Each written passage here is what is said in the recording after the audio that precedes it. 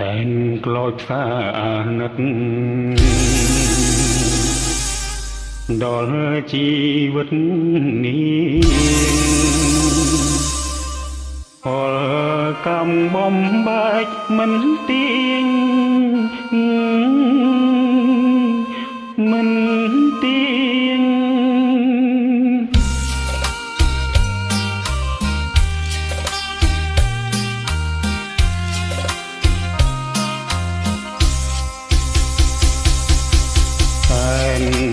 ក្លោ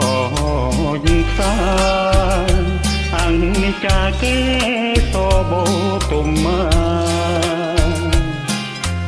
រែងវេតមីកម្មពីដនទៀតប្រណី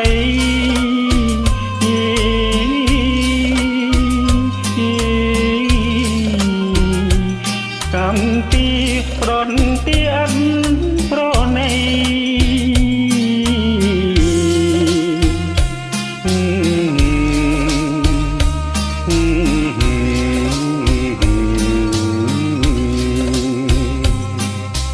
គេប្រហាគ្មានមេត្តាស្រីតែកម្មអ្វីឲ្យស្រីខ្មាស់លោកីព្រួងស្នេហា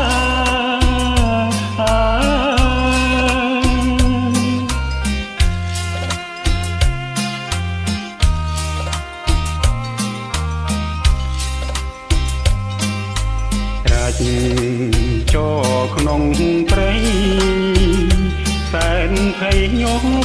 ញ័រក្នុងអរាអូសូវណ្ណកុមារមេត្តាមកជួយអូ